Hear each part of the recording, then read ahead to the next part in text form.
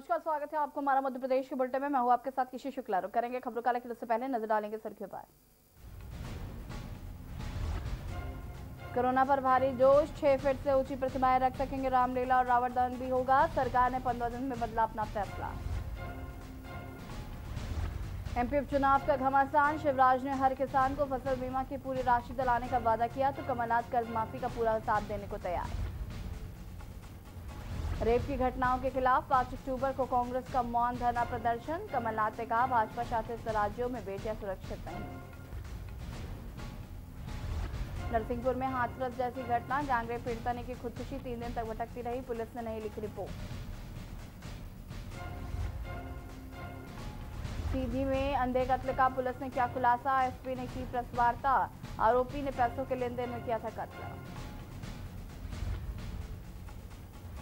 अशोकनगर में कांग्रेस नेता ने शख्स से की मारपीट, कांग्रेस के जिला प्रवक्ता के पद पर है आरोपी, गांव में शराब के नशे में की मारपीट। आप देख रहे हैं की न्यूज, खबरों का सारथी। और बुलेटिन की शुरुआत करेंगे बड़ी खबर से, जहां पर पुलिस पर जानलेवा हमला हुआ। बता दें कि ग्रामीणों ने किया पुलिस पर हमला।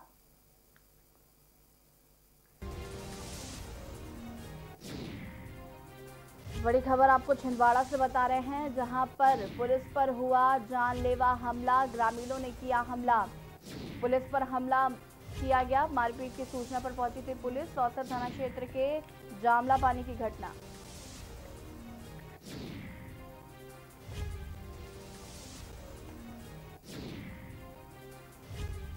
छिंदवाड़ा से बड़ी खबर, जहां पर पुलिस पर हुआ जानलेवा हमला।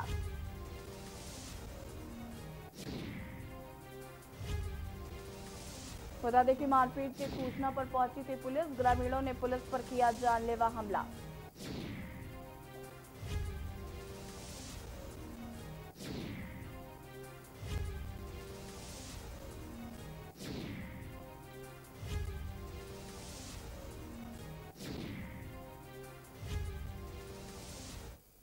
और अब आगरमालवा से बड़ी खबर, जहां पर अनियंत्रित होकर पलटी कार। एक व्यक्ति की मौत हो गई है, 2 लोग गंभीर रूप से घायल हो गए हैं। घायलों को अस्पताल में भर्ती कराया गया है। आमला मार्ग से नलखेड़ा के बीच ये हादसा हुआ।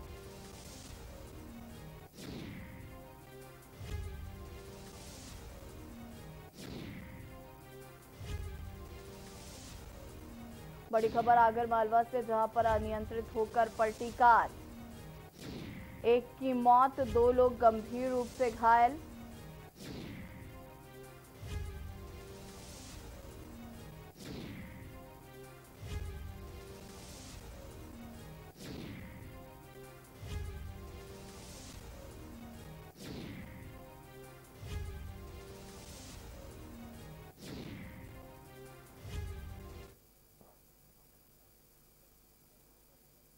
और अब मुरैना से बड़ी खबर, जहां पर जिला अस्पताल के आरएमओ की गुंडाई सामने आई। अस्पताल के आरएमओ डॉक्टर गजेंद्र तोमर ने की दबंगई।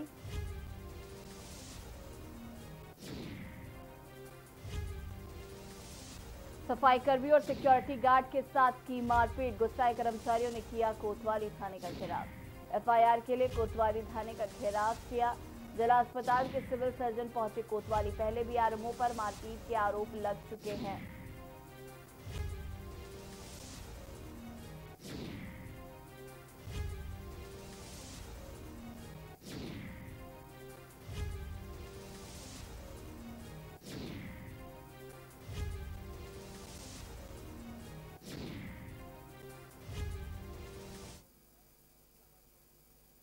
सुबह जबलपुर पहुंचे कमलनाथ ने सबसे पहले सिविक सेंटर स्थित बगलामुखी मंदिर में पूजन किया, जहां श्रृंखलाचार्य स्वामी स्वरूपानंद सरस्वती महाराज के निज सचिव सुबुद्धानंद महाराज व ब्रह्मचारी चैतन्यानंद ने विधि विधान से पूजन संपन्न कराया। पूजन के दौरान पूर्व वित्त मंत्री तरुण भनोत, विधायक विजय सक्सेना समेत कांग्रेस के पदाधिकारी मौजूद रहे। इसके बाद उन्होंने शिवराज सरकार पर जमकर निशाना साधते हुए उपचुनाव में कांग्रेस की जीत की बात कही और कहा कि प्रदेश की जनता भोली है, मूर्ख नहीं, जो उसे बार बार बहलाकर सत्ता पाई जा सके। उपचुनावों में जनता ने भाजपा को सबक सिखाने का मूड बना लिया है, जिसका जवाब भाजपा को जल्द ही मिलने वाला है।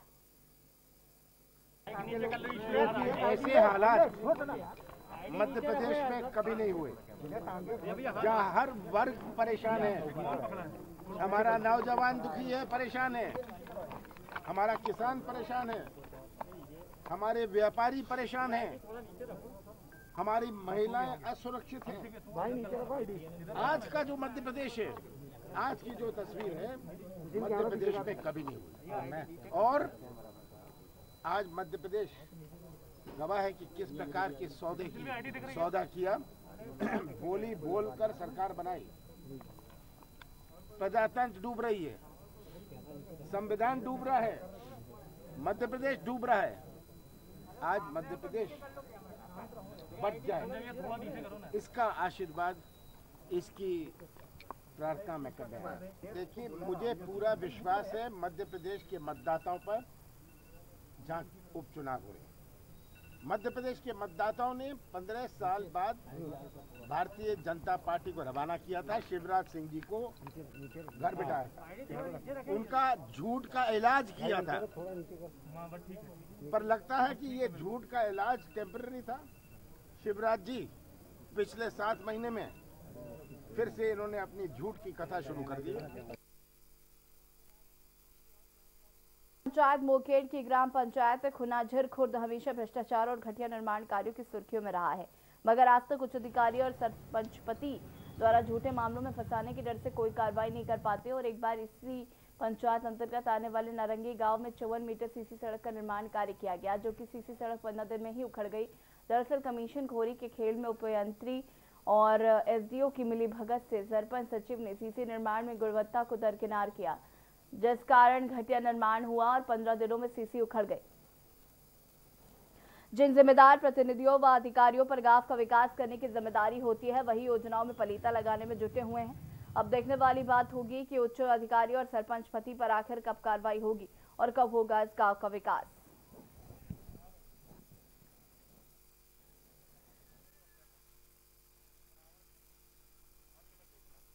हमारे यहाँ तो बहुत सारी समस्याएं चल रही है। क्या है? नहीं खंभे में लाइट चल रही है। हाँ। नलों में पानी आता है। कब से नहीं आ रहा नल में पानी? अभी काफ़ी टाइम हो गया है। तो यहाँ के सरपंच सचिव ध्यान नहीं देते क्या? देते तो हैं, लेकिन फिर भी ऐसे ही चलते फिरते वाला काम। हमेशा ये नाटक रोना रहता है। काफ़ी टाइम। और ये रोड कब बनी है? ये रोड को हुए हैं 10 से 15 दिन। तो अभी से इतनी जल्दी खराब हो गई रोड? अब देखो ना, अब क्या हुआ है, काम कैसे हुआ है। मेरे संज्ञान में अभी ये जानकारी आई है जी, है ना जी। तो मैं अभी इसकी जांच करवाता हूँ, जांच में सामने आएगा जी। यही से जांच करवाता सब। सर, यहाँ पर पेयजल भी समस्या को लेकर काफ़ी परेशान है। स्ट्रीट लाइट लोग घरों से जलाते हैं, हर घर में। वस्तुतः बात यह है कि पेयजल की जो समस्या है, 3-4 सालों से पेयजल का जो राशि है जो प्रत्येक परिवार पे आती है जी, वो प्राप्त नहीं हुई है पंचायत को। मुझे ज्ञात हुआ है कि मशीन सुधरने को टाइम है, अभी 2-3 दिन और लग सकते हैं, मशीन सुधर जाएगी और समस्या का निराकरण। ओमकारेश्वर पवित्र तीर्थ नगरी से 8 किलोमीटर दूर गांव विलोरा बुजुर्ग में नर्मदा किनारे वाद रेत उत्खनन का काला धंधा जोरों पर है। मां नर्मदा का सीना चीर के निकाली जा रही बालू रेत का काला धंधा खनिज अधिकारी और वन विभाग की नाक के नीचे खूब फल फूल रहा है। नर्मदा से वाद उत्खनन कर पास के क्षेत्र में ओमकारेश्वर बड़वा सनावद में 7,000 रुपए प्रति ट्रॉली के हिसाब से बेचने का काला कारनामा अधिकारी और प्रशासन की नाक के नीचे मिली भगत से चल रहा है। अधिकारियों पर आरोप है कि मौके पर तो जाते हैं, लेकिन ले देकर वापस लौट आते हैं।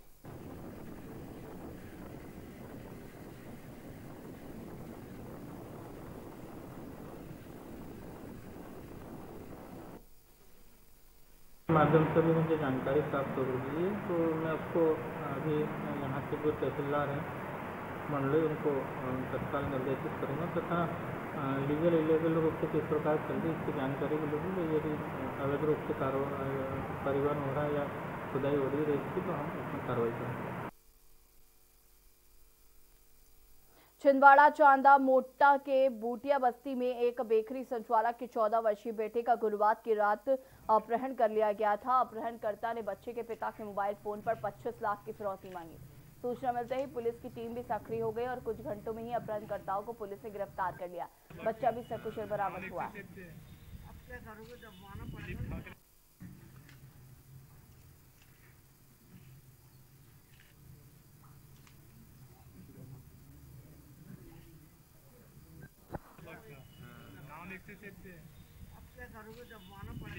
थाना चांदामेटा क्षेत्र में एक अवयस्क लगभग 14 वर्षीय बालक के अपहरण की सूचना थाना चांदामेटा में प्राप्त हुई थी, जिस तारतम्य में अवयस्क बालक के पिता द्वारा अवगत कराया गया कि उनके मोबाइल फोन पर किसी अज्ञात व्यक्ति द्वारा बच्चे की सुरक्षित रिहाई के लिए 25 लाख रुपए की डिमांड भी की गई थी। घटना अत्यंत गंभीर और संवेदनशील प्रकृति की थी। इसमें धारा 363, 364 ए आईपीसी के तहत अपराध काल पंजीबद्ध करके पुलिस की विभिन्न टीमें निरंतर सक्रिय हुई। डबरा विधानसभा में भाजपा के चुनाव कार्यालय का शुभारंभ नगर की साहू धर्मशाला में प्रदेश के गृह मंत्री नरोत्तम मिश्रा ने किया। इस अवसर पर कार्यक्रम की अध्यक्षता डबरा विधानसभा से भाजपा की संभावित प्रत्याशी महिला बाल विकास मंत्री इमरती देवी सुमन ने किया। इस अवसर पर आयोजित कार्यक्रम को संबोधित करते हुए नरोत्तम मिश्रा ने लोगों से इमरती को जिताने की अपील की। साथ ही पूर्व मंत्री लाखन सिंह यादव ने इमरती देवी पर तंज कसा था। उसी का पलटवार करते हुए गृह मंत्री नरोत्तम मिश्रा पूर्व मंत्री लाखन सिंह पर व्यंग्य करते हुए उन्होंने कहा कि इमरती अपनी राजनीतिक बल्दियत ज्योतिरादित्य सिंधिया के साथ भाजपा में आई, पर लाखन सिंह किसके साथ बसपा में गए और फिर कांग्रेस में आए, इसका उत्तर उन्हें देना चाहिए। उन्होंने अपने चिर परिचित अंदाज में कविता कहते हुए कहा कि कांग्रेस प्रत्याशी इमरती देवी को दल बदलू कह रहा है, पहले अपने गिरबान में झांके। इसके साथ ही उन्होंने पूर्ववर्ती कमलनाथ सरकार पर भी जमकर निशाना साधा और उमंग सिंगार के बयान को आधार बनाते हुए दिग्विजय सिंह को प्रदेश का सबसे बड़ा रेत माफिया और शराब माफिया कह दिया।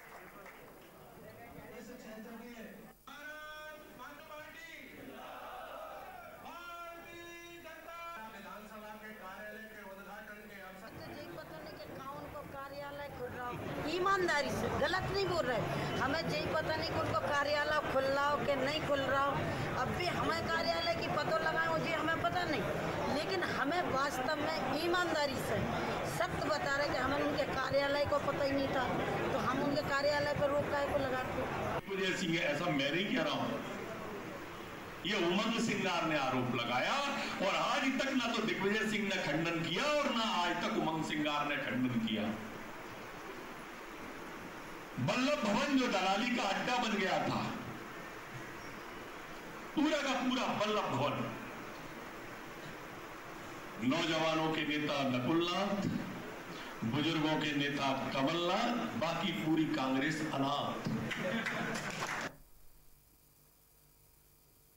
शाहजहांपुर बस स्टैंड पर दलित मुस्लिम एकता मंच के द्वारा मनीषा वाल्मीकि को श्रद्धांजलि दी गई। यूपी के हाथरस में दलित युवती के साथ गैंगरेप की वारदात को अंजाम दिया गया था। मनीषा की रीढ़ की हड्डी तोड़ दी गई थी, जबान काट दी गई थी, जिसके बाद उसका इलाज अस्पताल में चल रहा था, लेकिन इलाज के दौरान मनीषा ने दम तोड़ दिया। हाथरस में पुलिस एवं प्रशासन के द्वारा रात में मनीषा के घर वालों की बिना मर्जी के ही मनीषा का अंतिम संस्कार कर दिया गया, जो कि सरासर गलत है, जिसे पूरे देश में सोशल मीडिया सहित लोगों ने मनीषा को न्याय दिलाने के लिए जगह जगह प्रदर्शन किया जा रहा है एवं न्याय की गुहार लगाई जा रही है। दलित मुस्लिम एकता मंच ने कहा कि मनीषा को न्याय दिलाने के लिए मनीषा के परिवार वालों को एक व्यक्ति को नौकरी 1 करोड़ परिवार को दिया जाए, साथ ही दरिंदों को फांसी की सजा की मांग की है।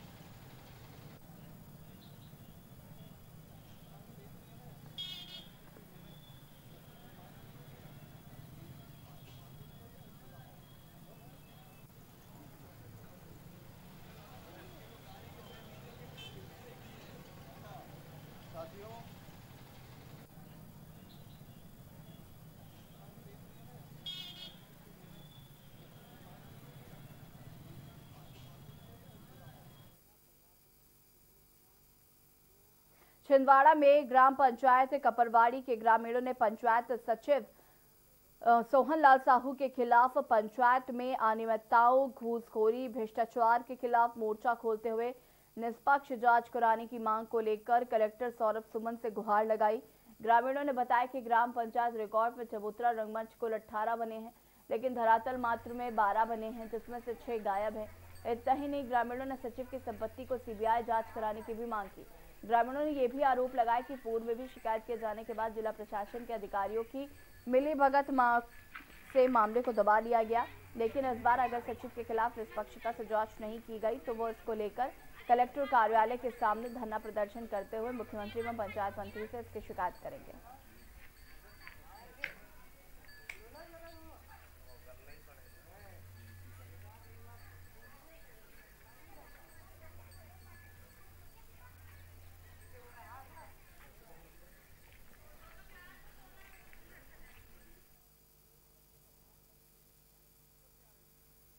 चंदेरी में वाल्मीकि समाज के साथ अखिल भारतीय सफाई मजदूर कांग्रेस के ब्लॉक अध्यक्ष रूपेश घावरी एवं मध्य प्रदेश भीम आर्मी के ब्लॉक अध्यक्ष रोहित अहिरवार के नेतृत्व में कार्यकर्ताओं ने ज्ञापन सौंपा।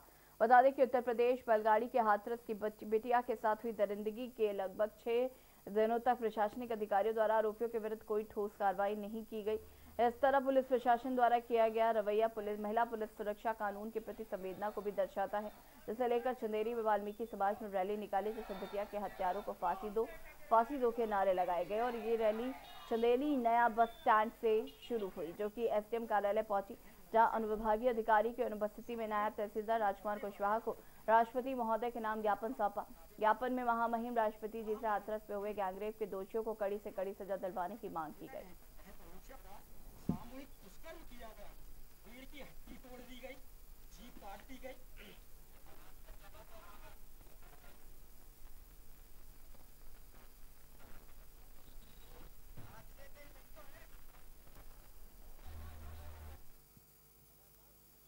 बैरी के नगझर गांव में बीते दिन हुई हत्या के आरोपियों को बैरी पुलिस गिरफ्तार कर सलाखों के पीछे पहुंचा चुकी है।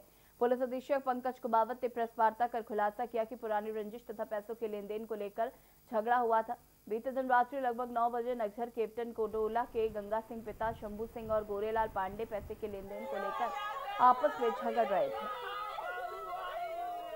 झगड़े के दौरान आरोपी रघुनाथ पांडे ने गंगा सिंह के ऊपर डंडे से वार कर दिया। डंडे के घातक वार से उसकी मृत्यु हो गई थी। आरोपी घटना के बाद से ही फरार था, जहां पुलिस ने घेराबंदी कर उसे गिरफ्तार कर ली है।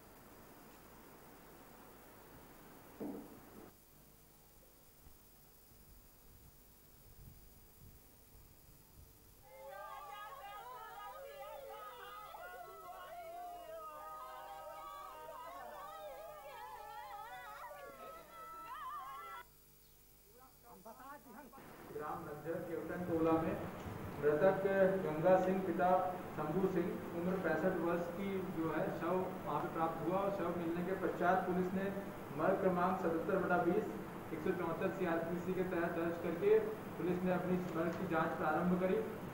मर्ग जांच के पश्चात जो है इसमें जो इसमें हत्या का जो है पता चला और पोस्टमार्टम रिपोर्ट, साइबर एविडेंस व अन्य जो है चक्षुदर्शी साक्ष्य के आधार पे पुलिस ने कई संदेहों से पूछताछ की। अशोकनगर के बीच सड़क पर एक युवक के साथ मारपीट का वीडियो सोशल मीडिया पर जमकर वायरल हो रहा है।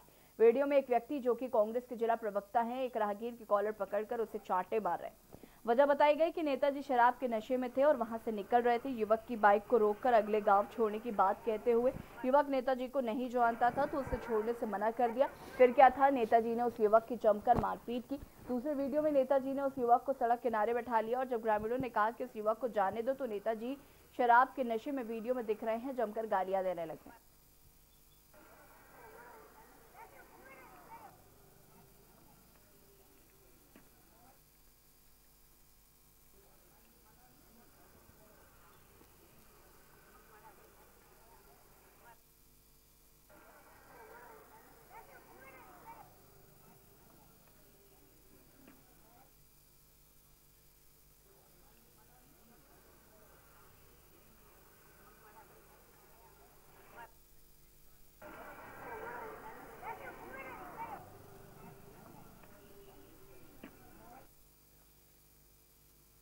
बढ़ती सब्जियों के दाम ने आम आदमी की थाली का बजट बिगाड़ दिया है। पहले लॉकडाउन फिर अनलॉक में भी सब्जियों की आपूर्ति पर असर पड़ा। रही सही कसर बारिश ने पूरी कर दी। खेतों में ही सब्जियां नष्ट होने से किसानों को भी नुकसान उठाना पड़ा। बाजार में आलू समेत अन्य सब्जियों के भाव में भी उछाल आया।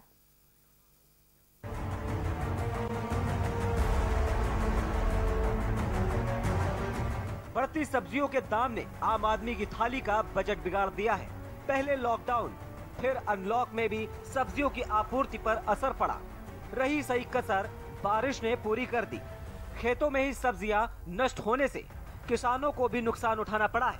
बाजार में आलू समेत अन्य सब्जियों के भाव में भी उछाल आया है। सब्जियों के राजा आलू के भाव इन दिनों आसमान को छू रहे हैं। 2 महीने के अंदर आलू की कीमत 2 गुनी हो गई है। प्याज ने भी महंगाई की राह पकड़ ली है। महंगी हुई हरी सब्जियां पहले ही आम लोगों की रसोई से दूर थी। बता दें, रोजगार पर संकट से आम आदमी पहले से ही परेशान है। अब उसके लिए महंगी हो रही सब्जियां मुसीबत बन रही हैं। सब्जियों में सबसे जरूरी आलू गरीबों की पहुंच से दूर होता जा रहा है। एक महीने के अंदर आलू 12 रुपए से 40 रुपए प्रति किलोग्राम हो चुका है। इस समय आलू ने महंगाई में सेब को भी पीछे छोड़ दिया है। सेब इन दिनों थोक की मंडी में 25 रुपए किलो तक बिक रहा है।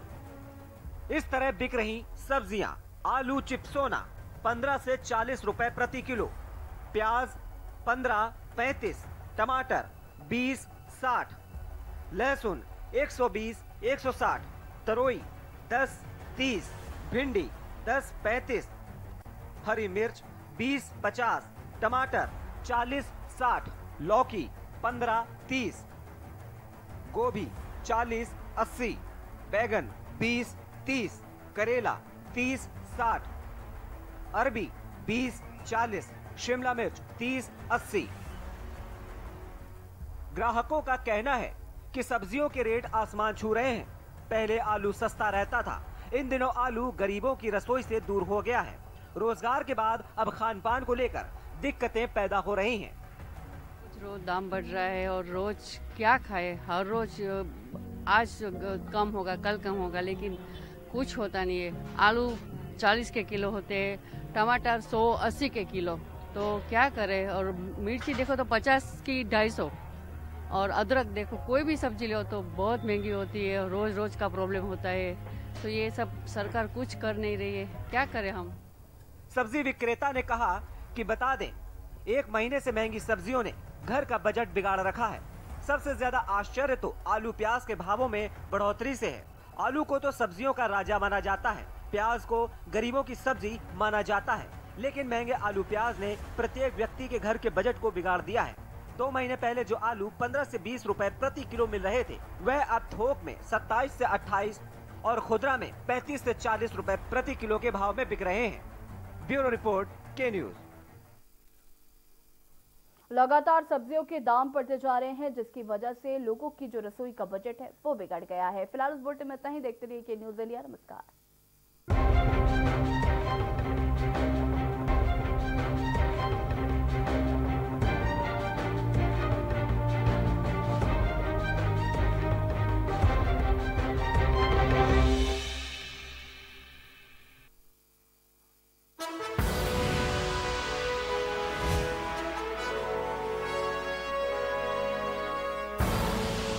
आप देख रहे हैं के न्यूज, खबरों का सारथी।